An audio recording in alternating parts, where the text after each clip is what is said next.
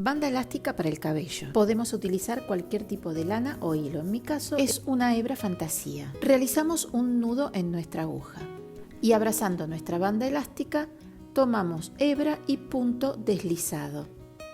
Esta colita la vamos a ir guardando durante el tejido. Ahora levantamos 3 cadenas y le voy a poner en la tercera cadena un marcador porque cuando dé la vuelta no voy a encontrar ese punto porque es muy peludito.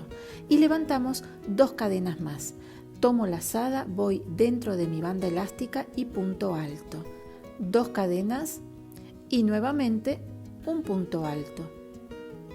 Y otra vez 2 cadenas y punto alto. Eso es todo.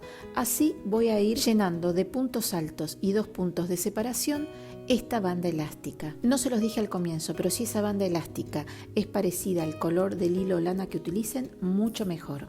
Y mientras vamos tejiendo, paramos y vamos juntando los puntos. De esa manera vamos a dejar más espacio en nuestra banda elástica y así se va a formar un volado. Y cuando llego al final de la vuelta, realizo las 2 últimas cadenas de separación y gracias al marcador que puse en la tercera cadenita de comienzo, allí voy a tejer un punto deslizado y trabajo terminado.